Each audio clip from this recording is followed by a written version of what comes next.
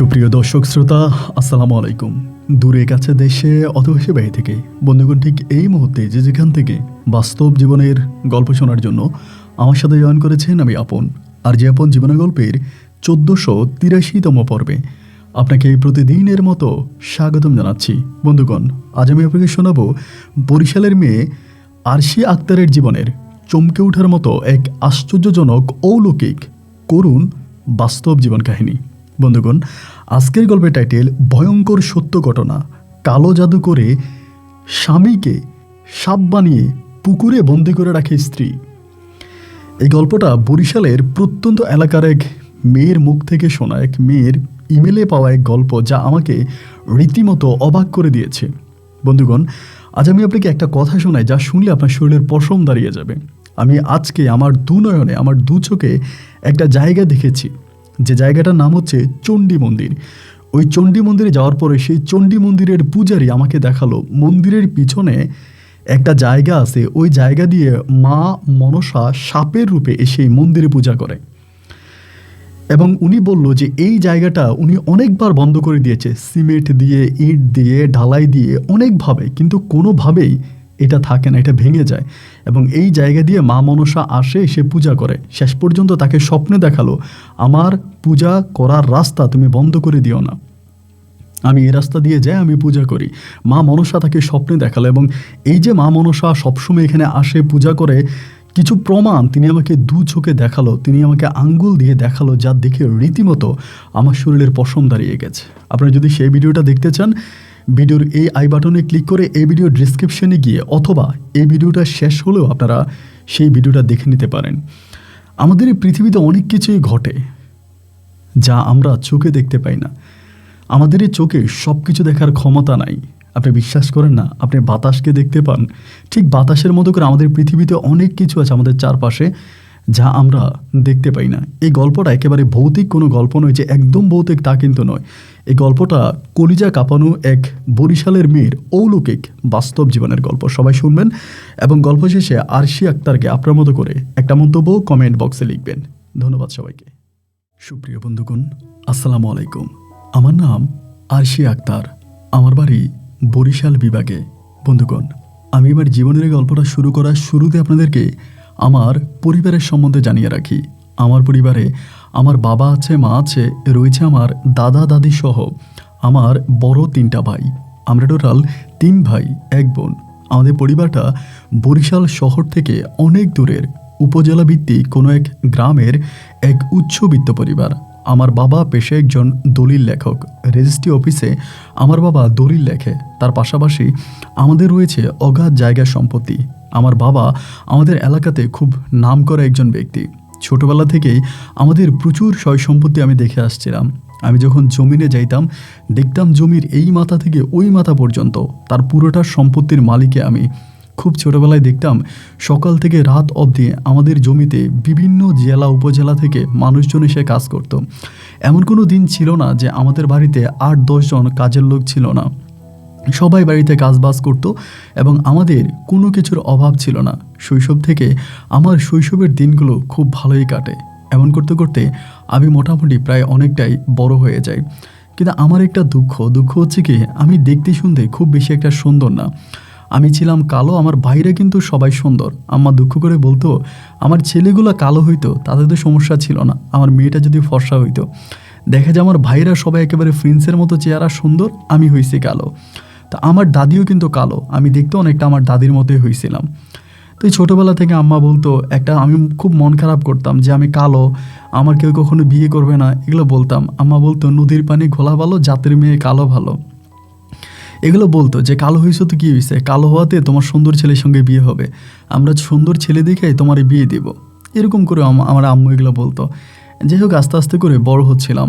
ছোটোবেলা থেকে না ভাই, কোনো কিছু পালা, এগুলোর প্রতি আমার খুব আকর্ষণ ছিল। ধরেন মুরগি পালা, হাঁস পালা, যেহেতু আমরা গ্রামে থাকতাম, এবং বিড়াল পালা। আমার ছোটোবেলায় একটা বিড়াল ছিল, নাম ছিল মিনি। আমার বিড়ালটা আমাকে এত ভালোবাসতো, আমি স্কুল থেকে আসলে ও দৌড়ে আমার কাছে চলে আসতো। এরকম হইতো যে আমি খাইতে বসতো, যেখানেই থাক আমার সাথেও খাইতে বসবে। মানে আমি ওই নিয়ে রাতের বেলায় ঘুমাইতাম। এই নিয়ে মা আমাকে অনেক বকাচকা করতো, আব্বা অনেক গালাগালি করতো, আর ভাইরা তো বকার শেষই নেই। দেখা গেল পরিবারের ছোট মেয়ে হিসাবে পরিবারের যত মানুষ আছে সবাই আমাকে সবসময় শাসন করতো, মানে খুব শাসনে রাখতো আমাকে। আমার কোনো বিষয়ের উপরে তেমন কোনো স্বাধীনতা ছিল না। আমি সবসময় একটা পরাধীন জীবনের মধ্যেই ছিলাম। এরকম করতে করতে অনেকটা বড় হই। তো বড় হওয়ার পরে আমার তখন পড়াশোনা বন্ধ হয়ে যায়। আমি পড়াশোনাতেও খুব বেশি একটা ভালো ছিলাম না, সত্যি কথা বলতে গেলে। তো একবার হইল কি, শীত আসতেছে, মানে শীতের সময় ছিল আর কি। আমাদের এলাকাতে আবার আমাদের যে জমি আছে ওই জমিটা অনেক বড় একটা জমি, মানে বিলের পাশে একটা জমি। তো বিলের পাশে ওই জমিতে দেখা গেলো মানে পাখি ধরার জন্য বাইরে থেকে লোক আসছে। বিকেলবেলা গ্রামের ছেলেমেয়েরা মাঠে খেলতে যাইতো না, ওরা বলতো পাখি ধরার জন্য নাকি লোক আসছে, তো ওইখানে বিলের দ্বারে পাখি ধরতেছে। তা আমার এক চাচাতো ভাই আমারে বললো যে ওই লোকটা অনেকগুলো আপনার ধরছে, কোয়াল পাখি ধরছে, মানে কয়েল যেটা আর কি, কয়েল পাখি ধরছে। তাই আমি না আবার পাখি পালতে খুব পছন্দ করতাম। আমি সবসময় বলতাম বড় ভাইয়ারে যে আমার জন্য একটা পাখি নিয়ে আসবা, আমি একটা পাখি পালবো, এগুলো আমার বড় ভাইয়ারে বলতাম। ভাইয়া আমার বকাঝকা করতো যে মেয়ে মানুষ, এত কিছু পালতে হবে না, ঠিকঠাক মতো চলাফেরা করো, খাওয়া দাওয়া করো, এত বেশি পাকনামি করতে হবে না, মানে বললাম তো, সবসময় আমাকে শাসনে রাখতো। তো আমার স্বাস্থ্য ভাই যখন বললো যে ওই অনেকগুলো কোয়াল পাখি ধরছে, তা আমি আমার স্বাস্থ্য ভাইরে বললাম ওরা কি রাতের বেলা ওখানে থাকবে? বলে হ্যাঁ, ওরা রাতের বেলা ওখানেই থাকবে, ওরা আরও 2-3 দিন থাকবে এখানে, আরও 2-3 দিন পাখি ধরে তারপরে তারা যাবে। তা আমি বললাম কীরকম পাখি ধরছে রে? ও বলে আপু অনেকগুলো পাখি ধরছে, সব কোয়াল পাখি, এত সুন্দর। আমি বললাম তা আমার জন্য একটা নিয়ে আসতে পারলি না? ও বলে না, আমি নিয়ে আসবো কি, আমার টাকা দিতে হবে না, ওরা কি এমনি দিবে? তাই আমি বললাম আচ্ছা ঠিক আছে। তা আমি কী করতাম, রাতেবেলা আমার দাদির সাথেই ঘুমাইতাম। মা বলতো আমি দাদির সাথে ঘুমাই বলে আমি এতটা কালো হয়েছি। তো দাদির সাথে রাতে ঘুমাই আসি, আমার না মনের ভিতরে বারবার জাগতেছে, ইস আমি যদি একটা কোয়াল পাখি আনতে পারতাম, একটা কোয়াল পাখি যদি আমি পালন করতে পারতাম। মানে রাতের বেলা আমার আর ঘুম হয় নাই, সত্যি কথা। তারপর সকাল হয়ে গেল, সকাল হয়ে যাওয়ার পরে আরও অনেক লোকের মুখে শুনছি যে ওরা কোয়াল পাখি ধরে, এবং একটা কোয়াল শিকারি পাখি আছে ওইটা দিয়ে মানে ঝাঁকে ঝাঁকে ওরা কোয়াল পাখি ধরতেছে। তো বিকেলবেলা মাঠে যখন বাচ্চারা খেলতেছে, আমি তখন চিন্তা করছি যে আমি একটা কোয়াল পাখি কিনে আনবো, মানে এরকম একটা চিন্তা করছি আর কি, বা কোয়াল পাখি যে ধরে আমি দেখতে যাব। আমার আবার বাড়ির বাইরে যাওয়া বন্ধ, আমাদের পরিবারটা খুবই পর্দাশীল একটা পরিবার, মানে সবসময় পর্দার মধ্যে থাকতে হবে। বললাম তো স্বাধীনতা বলতে কোনো বিষয় ছিলই না। যাই হোক, আমি তখন ভাবলাম যে যাই আমি একটা কোয়াল পাখি দেখে আসি ওর কেমনি পাখি ধরে। তো বাড়ি থেকে বেরোইছি, আল্লাহর কি হুকুম আর কি, বাড়ি থেকে বেরোইছি এমন সময় বড় ভাইয়ের সাথে দেখা। এই ধমক দিয়ে বললো তুই কই যাস? আমি বললাম মাঠের দ্বারে যাইতেছি, কারণ নাকি কোয়াল পাখি ধর আমি দেখবো। এমন জোরে ধমক দিছে ভাই, কোনো মতে জীবন লয়া পালায় আসছে বাড়িতে। জানি ভাই আমার মারতো মনে হয় হাতের কাছে পাইলে, এমন এক অবস্থা। বাড়িতে আসে এসে মায়ের কাছে বিচার দিই যে তোমার ছেলে আমার এমনি এমনি বকাঝকা করছে, যে কোনো বিষয়ে সবাই আমারে বকে, আমি ছোটো হয়েছি তো কী হয়েছে, আমি কি সবার বকা খাবো নাকি? এগুলো সেগুলো বললাম। আম্মা বলে আচ্ছা ঠিক আছে, আমি ওরে বলে দিব, তোরে আর বকা দিবে না। তো এই রাতের বেলায় চিন্তা করছি, রাতের বেলায় তো লোকগুলো ওই বাঁচার মধ্যেই থাকে, মানে জমিনেই থাকে। চিন্তা করছি আজকে রাতে আমি মানে ধরতে যাব, মানে ওদের ওখানে যাব, গিয়ে রাতের বেলায় ওদের কাছ থেকে চাইয়া আমি একটা কোয়াল পাখি নিয়ে আসবো, এই পরিকল্পনা করছি। কইরা চিন্তা করছি আমি দাদির সাথে ঘুমাবো না, দাদির সাথে যদি ঘুমাই তাহলে তো দাদি আমার রাতের বেলায় বেরোতে দিবে না, একটা মহা কেলেঙ্কারি হয়ে যাবে, আমি একা একা ঘুমাবো। তো কী করলাম, 9টার 10টার দিকে খাবার খাইছি, রাতের খায়া যাই শুয়ে পড়ছি। দাদি আমারে বলতেছে এই কী হইলো, তুই একা একা ঘুমাইলি কেন? ওই নটি, মানে আমাকে নটি বলতে আদর করে, এই নটি একা একা ঘুমাইলি কেন, আয় আমার সাথে ঘুমাবি। আমি বললাম না দাদি, আমি আজকে একাই ঘুমাবো, আমার মন ভালো নাই। তেমন আম্মা বলতেছে একা একা ঘুমাবি, তোর ভয় লাগবে না? আমি বললাম না, ভয় লাগার কী আছে, আমার ভয় লাগবে না, আমি একাই ঘুমাবো। তো দাদি অনেক টানাটানি করছে, আমি যাইনি। আমার পরিকল্পনা হচ্ছে আমি রাতের বেলায় তো এখানে যাবো কল পাখি আনার জন্য, তা আমি তো আর দাদির সাথে ঘুমাবো না। মাও অনেকক্ষণ টাকাটাকি করছে, আমি ওই যেটা আমাদের গেস্ট রুম, মানে মেহমান টেমান আসলে যেখানে ঘুমাই আর কি, সামনের ওই রুমটার মধ্যে আমি তখন ঘুমাই গেছি। এরা আমার অনেক টাকাটাকি করছে, আমি আর যাই নাই। না যাওয়ার পরে আস্তে আস্তে করে সবাই ঘুমাই গেছে, আমি তখন কানি চোখে দেখতেছি যে সবাই ঘুমাইছে কিনা। দেখলাম যে হ্যাঁ মোটামুটি সবাই ঘুমাই গেছে, একদম চারপাশটা শীতল শান্ত হয়ে গেছে। আমি চিন্তা করলাম এই তো সুযোগ, এখনই আমার বাড়িতে হইব। এবার আমি আস্তে আস্তে করে বাড়ি থেকে মানে ঘর থেকে বের হয়েছি। রাত্র তখন আপনার খুব বেশি না, মানে 11টা-12টার মতো বাজে। আমাদের তো গ্রামীণ এলাকা, ধরেন 11টা-12টা বাজেই পুরো গ্রাম শান্ত হয়ে যায়, মানে সবাই ঘুমিয়ে যায়, কেউ জেগে থাকে না। এবার আস্তে আস্তে করে আমি বের হয়েছি যে ঠিক আছে আমি তাহলে এবার যাই। এবার ঘর থেকে বের হয়েছি, বের হওয়ার পরে একটু একটু করে সামনের দিকে যাচ্ছি, তো আবার ভয়ও পাচ্ছি যে আল্লাহ কেউ দেখে ফেলে কিনা। দিনের বেলায় যাইতে গেছি তখনই বাধা দিছে, আর রাতের বেলায় যদি কেউ দেখে তাহলে তো আমার আস্ত রাখবে না, কাইটা গাঙ্গে বাসায় দিবে। আমার যে পরিবার আল্লাহ, মানে আর কি বলবো। তারপর আমি আস্তে আস্তে করে বাড়ি থেকে বেরোয়া ওই বিলের ধারের দিকে যাইতেছি। তো চারদিকে মোটামুটি শুনশান নীরবতা, মানুষ টানুষ নাই। আবার চাঁদের আলো ছিল মোটামুটি, কুয়াশার মধ্যেও ভালো চাঁদের আলো ছিল। তাই যাই যেতে দেখলাম যে ওরা কী করলো, ওই যে খালের পাড়ের ওই জায়গাটার ভিতরে বাছাই করে আছে। ওদের এখানে আলো জ্বলতেছে, দূর থেকে বোঝা যাচ্ছে। তো আমি আস্তে আস্তে করে বাচ্চার কাছে গেলাম, দেখলাম কেউ জানি ভিতরে কথা বলতেছে। ঠিক কথা বলে না, গুনগুন করে গান গায়, এইটা বোঝা যাচ্ছে না, তবে কেউ একজন ভিতরে আছে। তাই আমি বাইরে থেকে বললাম, ভিতরে কি কেউ আছেন? একটু আস্তে করে বলছে। বলার পরেই তখন একটা ছেলে বেরিয়ে আসছে। বেরিয়ে এসে বলতেছে, আপনি কি মানুষ না জিন না পরি? আমি একটু ভয় পেয়ে গেছি। কী বলেন আপনি? আমি মানুষ জিন পরি হতে যাবো কেন? বলেন আপনি সত্যি কি মানুষ না পরি? আমি বললাম আমি মানুষ। তা বলে মানুষ হইলে এত রাতের বেলা আপনি এই জায়গার মধ্যে কেন আসছেন? আপনার ভয় করে না? আমি বললাম না রে ভাই, ভয় করে না, শখ পূরণ করতে আসছি। ছেলেটা বলে, শখ? কী শখ পূরণ করতে আসছেন? আমি বললাম আমার না অনেক ইচ্ছা পাখি পালার। আমার ভাইয়ারে বাবারে বলি, এরা আমার পাখি কিনে দেয় না। শুনেছি আপনারা নাকি আজকে 2 দিন ধরে অনেক কোয়াল পাখি ধরতেছেন, আমার একটা কোয়াল পাখি দিবেন? ছেলেটা তখন বলে, বাপরে বাপ, একটা কোয়াল পাখির জন্য আপনি এত রাতের বেলা এখানে চলে আসছেন? ছেলেটা দেখতে অনেক সুন্দর ছিল। এই ছেলেটা আমাকে দেখছে আর কি, আমিও ছেলেটাকে দেখছি, ওই আমাকে দেখছে। তা আমি তো দেখতে সুন্দর না, তা আমি তো জানি কেউ আমার সাথে আমার দিকে তাকাবেও না, এরকম আর কি। এরপরে আমারে বলতেছে যে, আমি বললাম যে আমি কোয়াল পাখি নিতে আসছি। ছেলেটা বলে, না না না, কোয়াল পাখি তো দেওয়া যাবে না, এগুলো আমরা কালকে হাটে বিক্রি করব। আমি বললাম, ভাই হাটে যদি বিক্রি করেনি তাহলে একটা কোয়াল পাখি আমারে দিয়ে দেন, আমি নিয়ে যাই। বলে, টাকা আনছেন? আমি বললাম, আমি তো এই মুহূর্তে টাকা নিয়ে আসি নাই। বলে, যান টাকা নিয়ে আসেন। আমি চিন্তা করলাম, আমি যদি এখন টাকার জন্য যাই তাহলে বাড়ি থেকে টাকা নিয়ে যদি আবার আসি তা আমার উপায় থাকবে না, ধরা খেয়ে যেতে পারি। তাই আমি ছেলেটারে বললাম, ভাই একটা কাজ করেন, আমার একটা কোয়াল পাখি দিয়ে দেন, আমি কালকে সকালবেলা আমার চাস্তো বাইরে দিয়ে আপনাদেরকে টাকা পাঠাই দিব।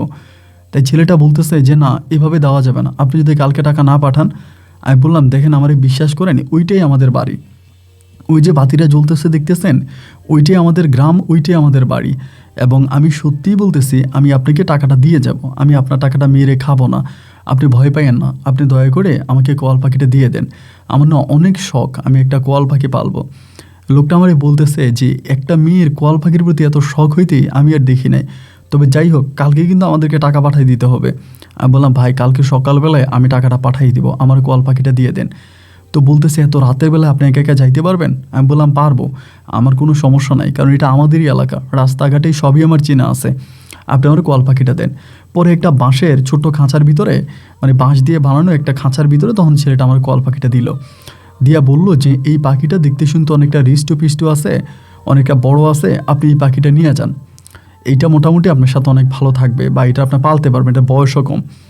তাই আমি বললাম যে, ঠিক আছে ভাই, আমি কোয়াল পাখিটা নিয়ে যাই, তবে হ্যাঁ আমি কালকে আপনার টাকা পাঠিয়ে দিব, আমি কিন্তু আপনার টাকা খাবো না। এই বলে আমি তখন কোয়াল পাখি নিয়ে বাড়িতে চলে আসছি। কোনো মতে ঘরে আসছি, আল্লাহ করে আইসা ঘরের ভিতরে এটা নিয়ে লুকিয়ে রাখছি খাটের নিচে। আম্মা ভাইয়া আব্বা যদি দেখে তাহলে তো আর উপায় নেই। এখন লুকিয়ে রাখছি, রাখার পরে দেখা গেল সকালবেলা আমার চাস্তো বেড়ে খুঁজতেছে টাকা নিয়ে, ওই ছেলের জন্য টাকা পাঠাইতে হবে।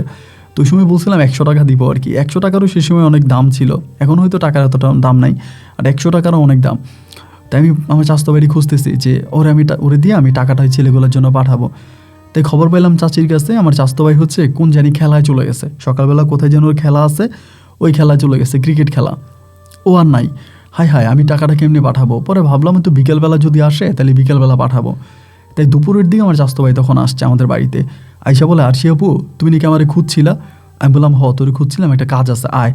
এরই মাঝে কিন্তু আমার আম্মা দেখে ফেলছে কোয়াল পাখিটা। আম্মা বলছে, এটা কোত্থেকে আনছিস? এই সে আমি বলে, পাইছি, সকালবেলা হাঁটতে গেছিলাম আমাদের খালের পাড়ে, ওইখানে পাইছি। আমার ভাইয়া বলতেছে, তুই ওদের কাছ থেকে কিনে আনছিস? আমি বললাম, না না না, আমি ওদের কাছে গেছি নাকি। আম্মাও ভাইয়ারে বকতেছে, তুই কালকে ওরা একবার বকা দিছিস, আজকে আবার ওরা ধমক দিয়ে কথা বলতেছিস, ওর সাথে এভাবে কথা বলবি না। তো ভাইয়ার কিছু বললো না। পরে দুপুরে চাস্তো বাইরে পাইলাম, ভাইয়া বললাম যে তাড়াতাড়ি যাই, 100 টাকা ওইখানে একটা ছেলে আছে যে কোয়াল পাখি ধরে, ওরে নিয়ে দিয়ে আসবে। তাই আমারে বলি, তুমি কোয়াল পাখি আনছো? আমি বললাম, দেখ আমি আনছি, কেমনি আনছি ওটা তো জানার দরকার নেই, শুধু টাকাটা দিয়ে চলে আসবে। বলে বলবি যে একটা আপু কোয়াল পাখি যে নিছে, উনি টাকাটা দিছে। তো আমার চাস্তো ভাই বলে, আচ্ছা ঠিক আছে। তো ওরে আমি টাকা নিয়ে পাঠাইলাম, আমি তখন বাড়িতে বসে আছি। অনেকক্ষণ পর ওইখান থেকে ও ঘুরে আসছে, আইসা বলতে, আপু ছেলে তো নাই। আমি বললাম, নাই মানে কি নাই? বলে, ওই তো এখানে নাই, ওরা তো চলে গেছে। আমি বললাম, কী বললি চলে গেছে? বলে, হ্যাঁ আপু ওরা চলে গেছে, ওরা আর এখানে এই পাখি ধরবে না, ওরা সকালবেলা চলে গেছে, কী জানি ঝামেলা হয়েছে, ওদেরকে কে জানি মাইরে টাইরে বিদায় করে দিছে। পরে আমি বললাম, আল্লাহ কে জানি আবার ওদেরকে মারলো, তো ছেলেটা তো আমার কাছে টাকা পাইতো। পরে তো আর আমি এই ছেলেটার কোনো খবর পাইলাম না। আমি কোয়াল পাখিটাকে পালছি প্রায় দিক দিয়ে আপনার 7-8 মাসের মতো কেটে গেছে। 7-8 মাস কাটছে, আমি কোয়াল পাখিটারে পালছি, পাখিটা বড়ও হয়েছে এবং একটা পর্যায়ে আমার পাখিটা চলে গেছে। মানে আমার ওই খাঁচা থেকে পাখিটা মানে উড়াল দিয়ে চলে গেছে আর কি। আমি খুব কষ্ট পাইছিলাম। তো পরে এরকম করতে করতে আমার আম্মা আমার জন্য একটা ভালো বিয়ের প্রস্তাব পাইছে। মানে আমার আব্বা আম্মা মানে মানে যার সাথে বিয়ে হবে উনি আবার হুজুর মানুষ, আলেম মানুষ এবং দেখতে শুনতেও ভালো, মানে একটু বয়স হয়েছে আর কি, কিন্তু লোকটা অনেক ভালো।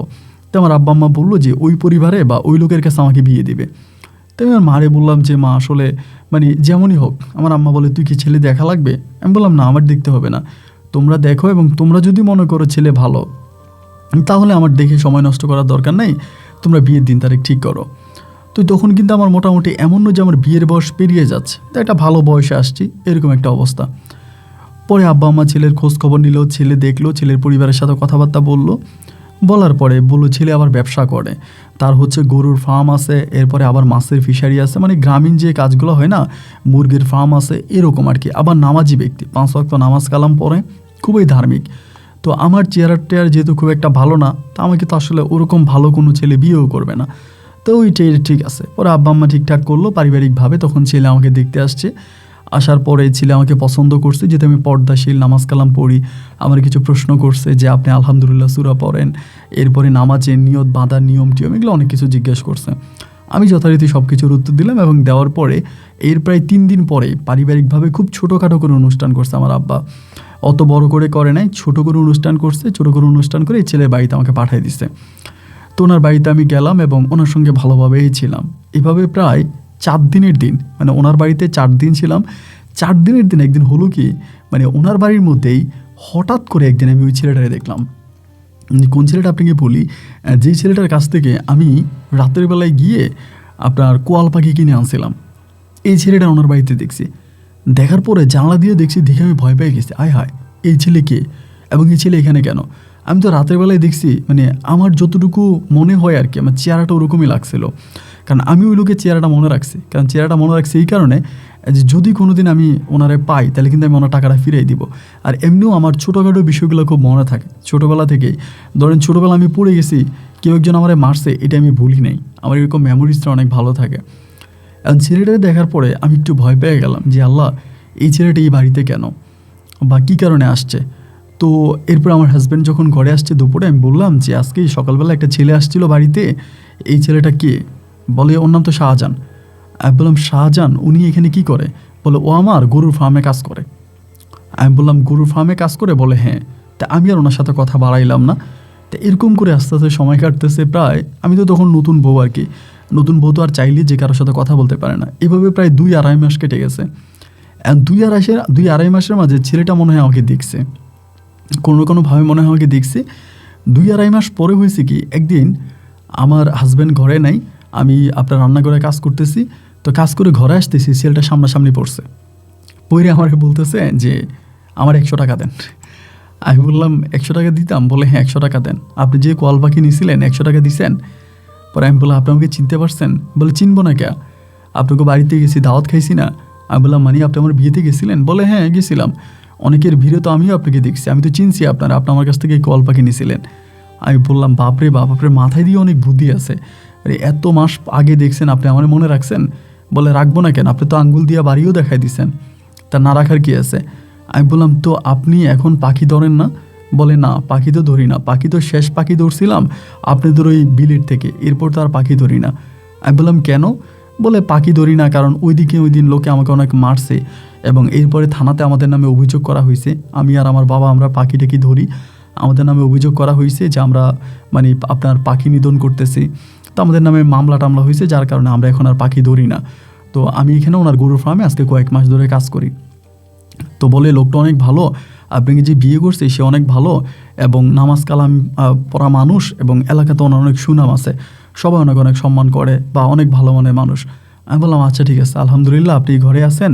তা আমার তো এই বাড়িতে পুরো ধুম বন্ধ হয়ে আসে, বাড়িটা একাই ছিল, মানে আমি যাকে বিয়ে করছি ওনার আমার শ্বশুর শাশুড়ি আছে, বাট তারা আসলে ওরকম না, সবসময় ঘরের ভিতরে থাকে, হজ করছে, হজি মানুষ, সবসময় ঘরের মধ্যে থাকে, এবং ওই ছেলের আবার বোন আছে একটা, ওইটারই বিয়ে দিয়ে দিচ্ছে। আমার কোনো মানে ইয়ে নাই আর কি, বাসুর বা দেবর ওরকম কেউই নেই, বাড়ির মধ্যে আমি একাই থাকি। তাই আমি ছেলেটারে বললাম যে আপনি যেহেতু এই বাড়িতে আসেন, তো মাঝে মাঝে আপনার সাথে একটু কথা বলা যাবে।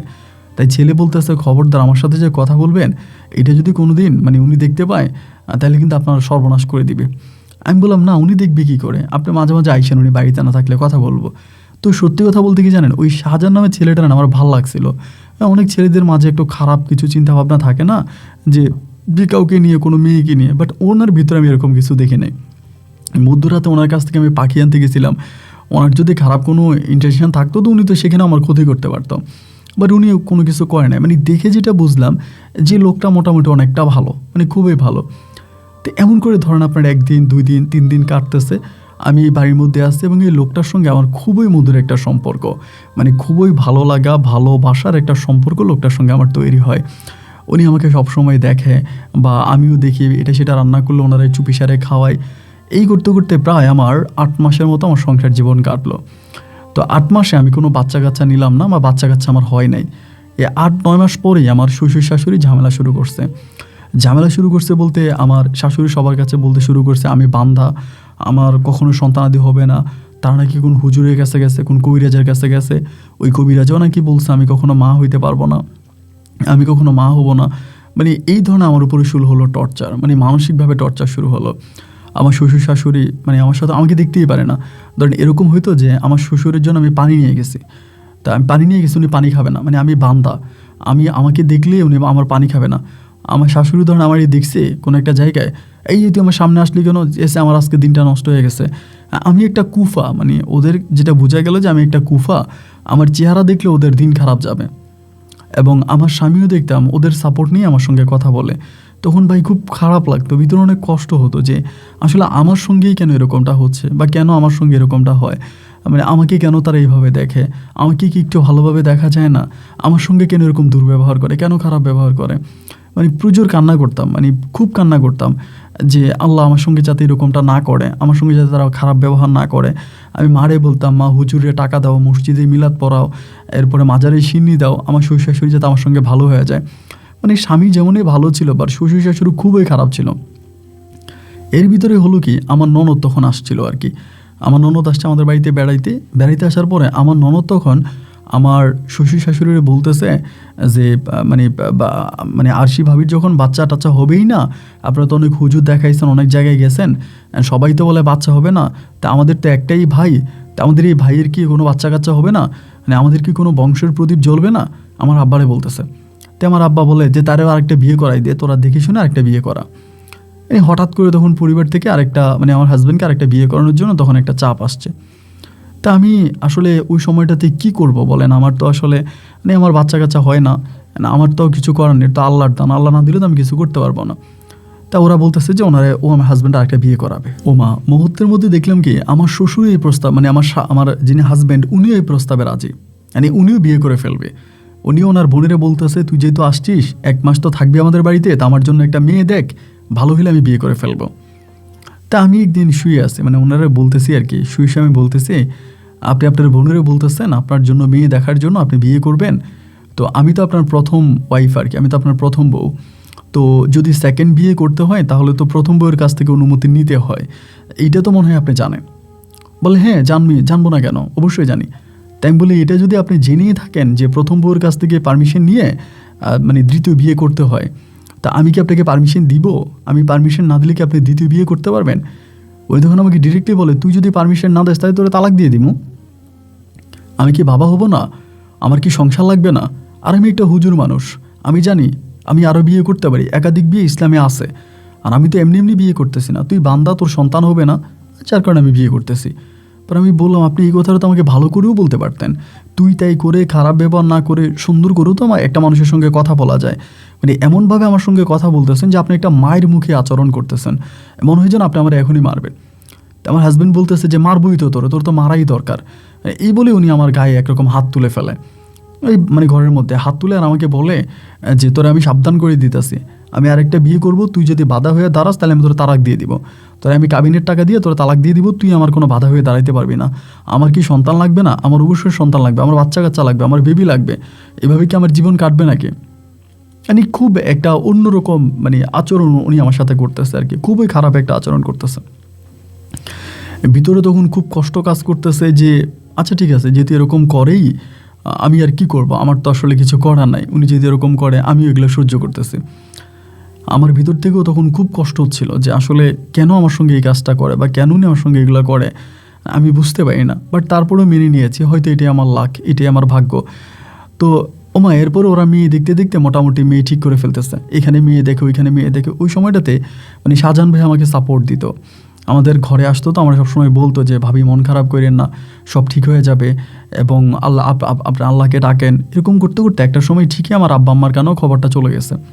তো আমার আব্বা আম্মা তখন আমারে বললো যে তোর ইচ্ছা, তুই যদি সতীনের সংসার করতে পারিস তাহলে তুই থেকে যা, আর যদি সতীনের সংসার না করিস তাহলে ওই ছেলেকে ডিভোর্স দিয়ে দে, ওরে তাই ডিভোর্স করে তুই আমাদের বাড়িতে চলে আয়।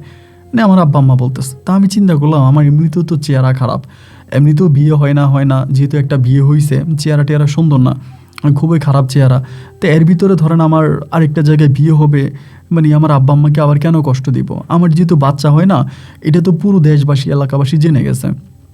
দেখা গেলো এখন নতুন একটা জায়গায় যাব, এবং সেই জায়গায় গেলেও তো আমার বাচ্চা হবে না, তো আমারই কে বিয়ে করবে? আমার আব্বা আম্মার উপরে বোঝা হয়ে থাকার চেয়েও তখন ভাইয়েরা সবাই বিয়ে টিয়ে করে ফেলছে, সবারই ফ্যামিলি হয়ে গেছে। দেন ভাইয়েদেরও মানে ফ্যামিলি আছে, ফ্যামিলি ভাবিদের উপরে থাকা, মানে চিন্তা করলাম যে দুঃখ হইলেও তো স্বামী সংসার, যাই হোক করে যাব। আমি আর আমার আব্বা আম্মার প্রস্তাবে গেলাম না, আমি তখন এই বাড়িতেই থেকে গেলাম। ইতিমধ্যে তারা তখন আমার হাজব্যান্ডকে বিয়ে করাই ফেললো, বিয়ে করাইছে, বিয়ে করার পরে আরেক মেয়েকে বিয়ে করাইছে। ওই মেয়ে আবার দেখতে খুব সুন্দর, সত্যি কথা বলতে অনেক সুন্দর, মানে খুবই সুন্দর। তা আমি কি করব, পরিবারে থেকে গেছি, আমি কাজ বাজ করতাম, ঘরে তো ওরকম কোনো কাজ নেই আমাদের, তারপর যতটুকু আছে আমি কাজ টাজ করতাম, বা ওই মেয়ের দিয়ে কোনো কাজ করাইতাম না। আমি ওই মেয়ের বোনের নজরে দেখতাম। বিশ্বাস করেন কোনোদিনও ওই মেয়ের সঙ্গে আমি খারাপ কোনো ব্যবহার করি নাই, বা খারাপভাবে ওর দিকে কখনোই তাকাই নাই। একদম আমার একটা বোন থাকলে যেমন না, আমি সেম আমার একটা বোনের মতোই তারা দেখতাম, যে আমার আরেকটা বোন, আমার তো আপন কোনো বোন নেই, এটা আমার একটা ছোটো বোন। কিন্তু ভাই ও না আমার এইভাবে দেখতো না। ধরেন আমার হাজব্যান্ড আমার সঙ্গে একটু কথা বলতেছে, মানে শাহজাহান মানে কী বলে, আমার হাজব্যান্ড আমার সঙ্গে একটু কথা বলতেছে, এটা যদিও মানে ওই মেয়ে দেখতো, আমার হাজব্যান্ডের নাম ছিল এরশাদ আর কি, মানে এরশাদ আমার সঙ্গে একটু কথা বলতেছে, এটা যদি ওই মেয়ে দেখতো তাইলে ধরেন আর উপায় নেই। এই আমার হাজব্যান্ডকে খুব বকাবাধ্য করতো, এই তুমি ওর সঙ্গে কেন কথা বলছো, ওর সঙ্গে কথা বলতে গেছো কেন? মানে আমি তো ওনার প্রথম বউ, আমার সঙ্গে উনি কথা বলতেও দেয় না, আমার সঙ্গে থাকা তো দূরের কথা, মানে আমার সঙ্গে কথা বলতেও দেয় না। কথা বলতে দেখলে উনি মানে আমার হাজব্যান্ডকে টাইনে নিয়ে চলে যায়। এবং শুধু তাই নয়, এগুলো তো করে, এগুলো না হয় মেনে নিলাম, ঠিক আছে। এরপরে কি করে জানেন, আমার সম্বন্ধে মানে যেটা আমি জীবনেও করি নাই, আমি ওইটা ধারে কাছেও নাই, ওইটা আমার সম্বন্ধে আমার হাজব্যান্ডের কাছে বলে দেয়, এই তোমার ওয়াইফ এরকম এরকম করছে, তোমার ওয়াইফ এতটা খারাপ, এটা করছে ওইটা করছে, মানে হাজারটা বদনাম আমার নামে তখন দিতে থাকে। মানে তখন আমি কি করবো আসলে? এই আমার হাজব্যান্ড আমার সঙ্গে মানে প্রতিদিন আমারে মারতো, এমন কোনো দিনে উনি আমার গায়ে হাত তুলতো না, আমার সঙ্গে তো ঘুমাইতো না, আমার শরীরের কোনো খোঁজখবর নিত না, আমি ঠিক আছি কি, ভালো আছি কি, আমি অসুস্থ কি, মানে এগুলোর কোনো খবর নিত না। উল্টা কিছু থেকেই কেছিল আমার মারতো, আর শুধু বলে তুই চলে যাস না কেন, তুই তোর বাপের বাড়িতে চলে যা। আমি সারাটা রাত বসে বসে কাঁদতাম। একদিন হয়েছে কি, মানে আমার হাজব্যান্ড বলছিল আর কি, প্রায় আপনার 1.5 মাস হয়ে গেছে ও আমার সাথে থাকে না, 1.5 মাস হয়ে গেছে আমার সঙ্গে থাকে না, তো আজকে রাত আমার সঙ্গে থাকবে এটাও বলছিল। তা আমার সঙ্গেও ঘুমাইছে, ওর বউ আইসা দরজা লাগতে দিয়ে শুরু করছে, মানে ওর প্রথম মানে সেকেন্ড বউ, দরজা লাগতে ওরা আমার সামনে থেকে কলার ধরে নিয়ে চলে গেছে, মানে এমনি কলার চেপে ধরে নিয়ে চলে গেছে, এই তো ওর সাথে ঘুমাবি কেন, এই কাইলের সাথে কেন ঘুমাবি, ওই নিয়ে চলে গেছে। পরে খুব খারাপ লাগছে, আমি তখন বাড়ির পিছনে আপনার আমাদের যে জমি আছে আর কি, জমির পাড়ে বসে বসে কান্না করতেছে।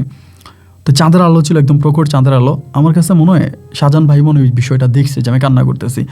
ইতিমধ্যে কিন্তু শাহজাহান ভাইয়ের সাথে আমি সব শেয়ার করতাম। আমার তো আসলে বলার মতো কোনো মানুষ নাই এই পরিবারে যে আমি আমার দুঃখের কথাগুলো বলবো, এরকম কোনো মানুষ তো আমার নাই, যার জন্য আমি শাহজাহান ভাইয়ের সাথে সব শেয়ার করতাম যে ভাই আমার সঙ্গে এটা হইতেছে, তো উনের সঙ্গে শেয়ার করতাম। তাই কান্না করতেছে, উনি তখন আসছে, আইসা বলতেছে ভাবি এত রাতে এখানে বসে কান্না করতেছেন।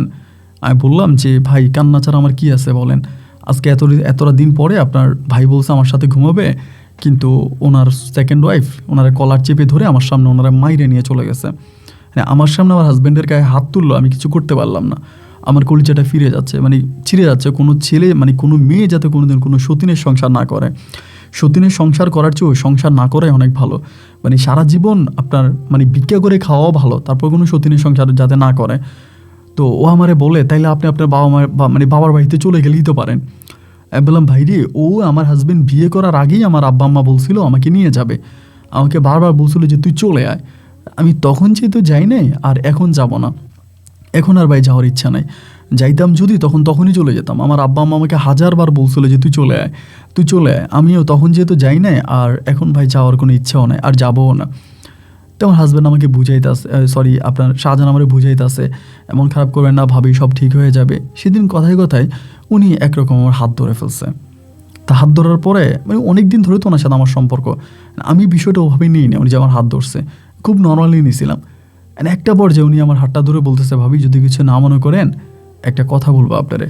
আমি বললাম তো বলেন। বলতেছে যে আসলে আমি তো গরিব, আমার ফ্যামিলি তো গরিব, আমরা তো বড় লোক না। এখন অনেক ভালো একটা সম্পর্ক আপনার সঙ্গে আমার, আপনার সুখে দুঃখে সবসময় আছি এবং সব কিছু আমার সঙ্গে শেয়ার করেন। ভাবি আপনি যদি কিছু না মনে করেন আমি আপনার একটা নতুন সংসার দিতে চাই।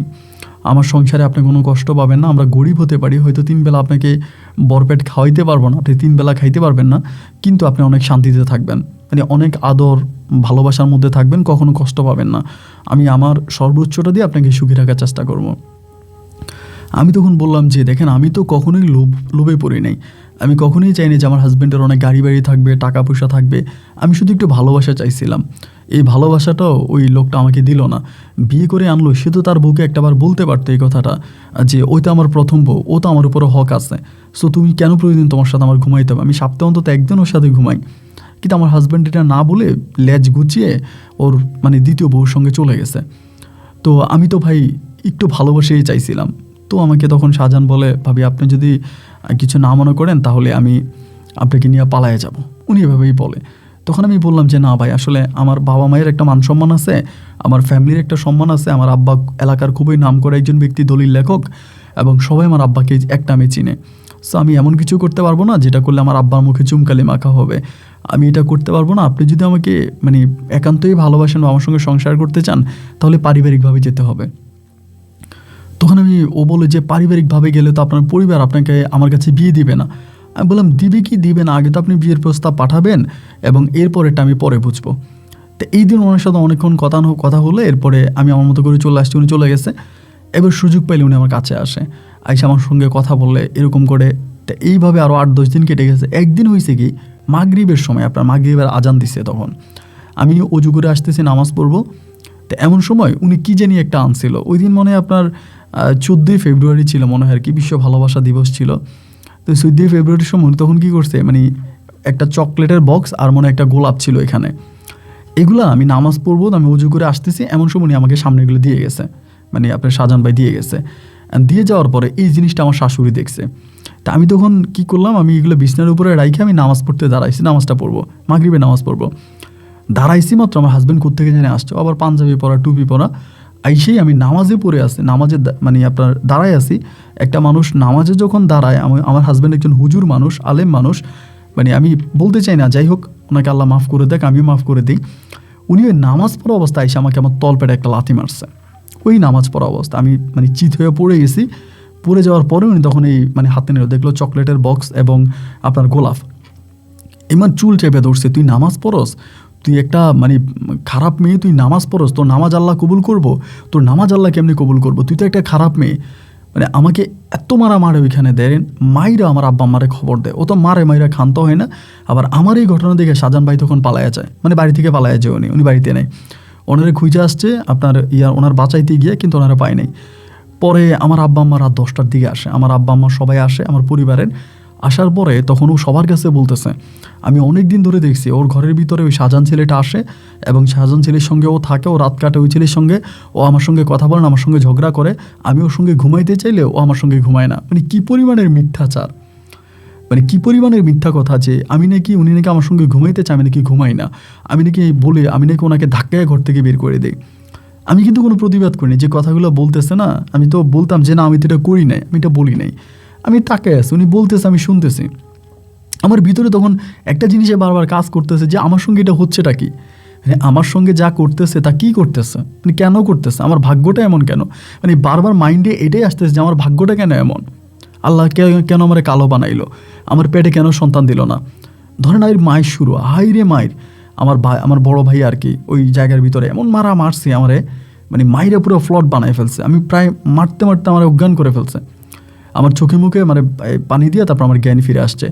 পরে আমার আব্বা আমার হাজব্যান্ডকে বললো, দেখো আমি তোমার অনুরোধ করে বলি, আমার মেয়ে যেহেতু এই ঘটনা ঘটাইছে, তো এখন তুমি এটার সমাধা কী চাও। ও বলে, সমাধা একটা আপনি মেয়ের আপনি নিয়ে যান, ওইটা আমি আর ওর সঙ্গে সংসার করবো না, এরকম খারাপ চরিত্রে একটা মেয়েকে নিয়ে তো আমি আর থাকবো না।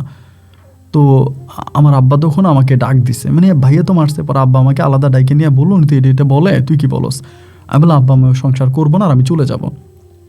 তো আমার আব্বা শুধু ওনার একটা কথাই বললো, দেখেন আপনার সঙ্গে আমার মেয়ের যে কাবিনের টাকা হয়েছে, আমার মেয়েও মাফ করে দেখ, আমিও কাবিনের টাকা মাফ করে দিয়েছি, আপনার কাছে শুধু একটাই অনুরোধ, আপনি আমার মানে এই ঘটনা যে আমার মেয়ে যে ঘটনা ঘটাইছে এইটা আপনি কোথাও জানাইয়েন না, মানে কাউরে বইলেন না, কারণ এলাকাতে আমাদের একটা মান সম্মান আছে, বিভিন্ন জায়গায় আমাকে সবাই ভালোভাবে চিনে জানে।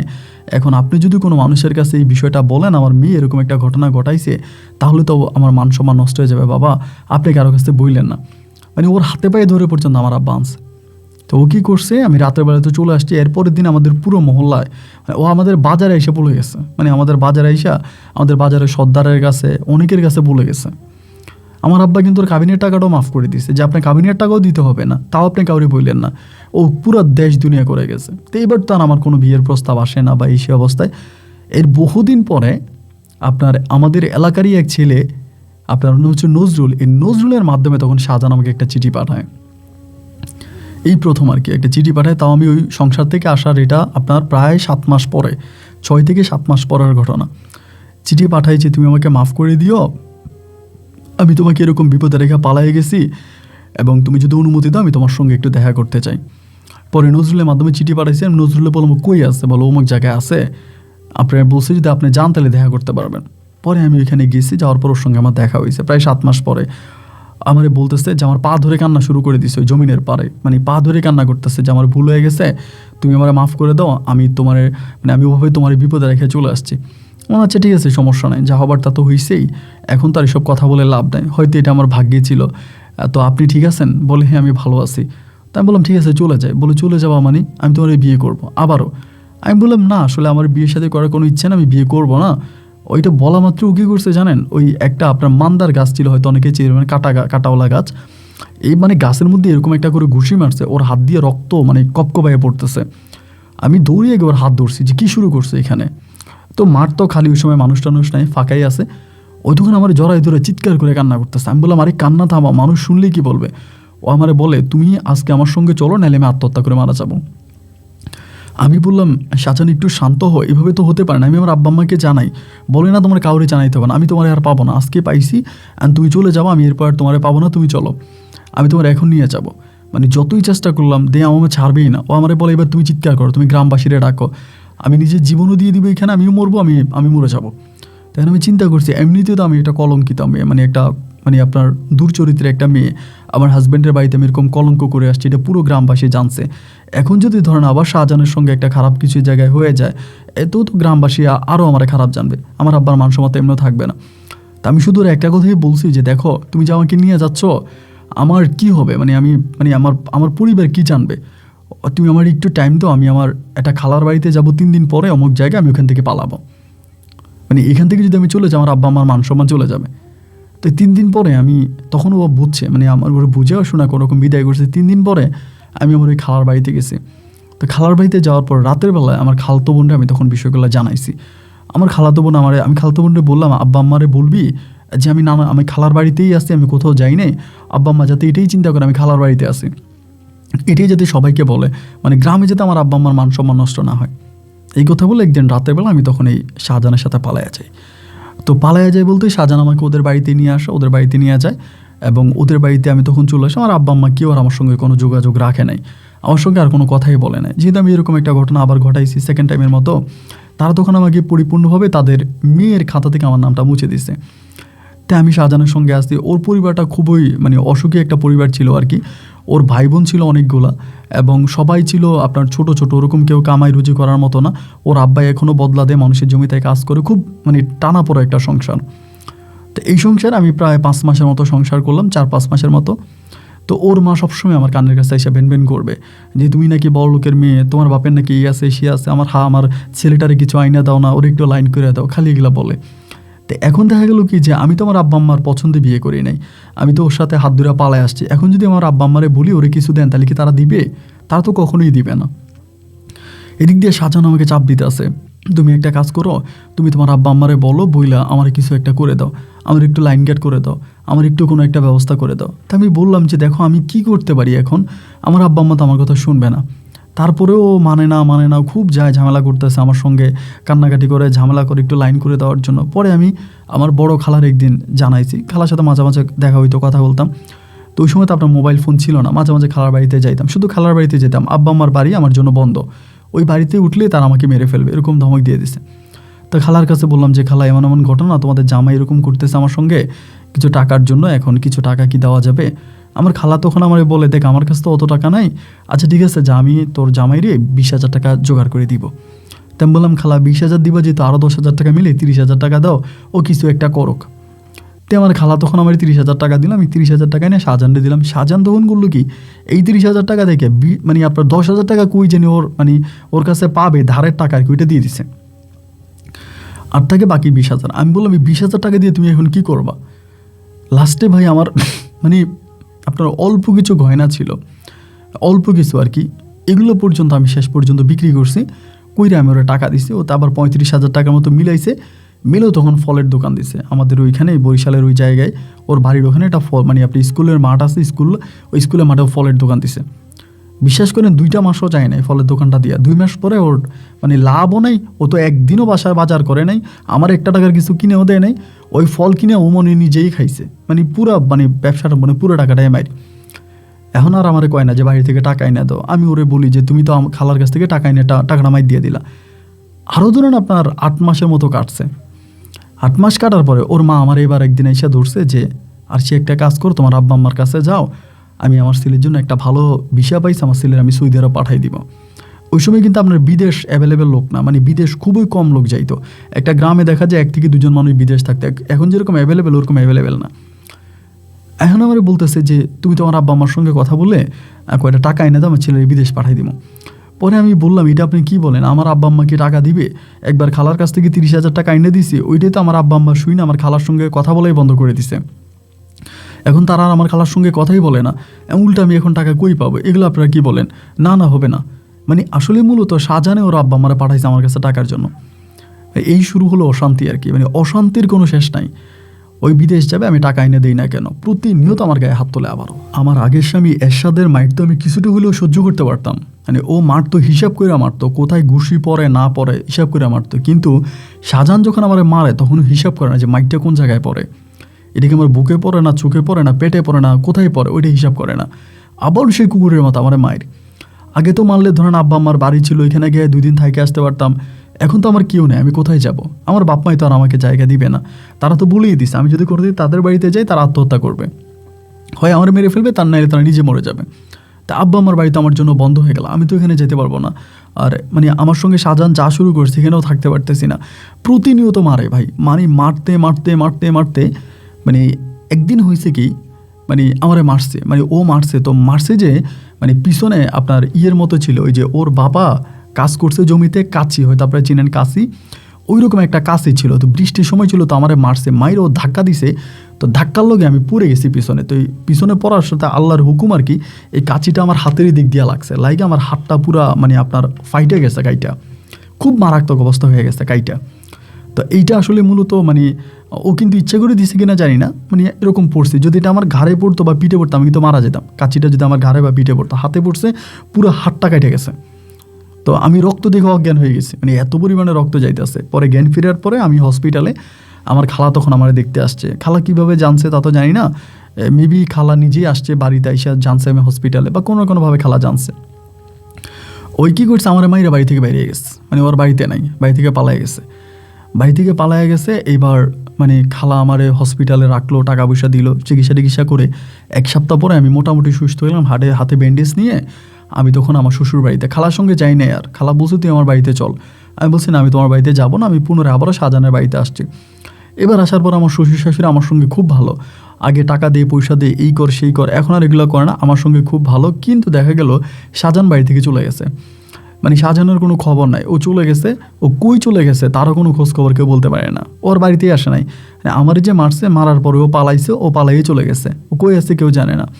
তখন আমার শ্বশুর শাশুড়ি আমার সঙ্গে খুব ভালো আচরণ করতেছে, অনেক ভালো, মানে যা বলার মতো না। এভাবে আপনার 5 মাস কেটে গেছে, আরও প্রায় 5-6 মাসের মতো কাটছে।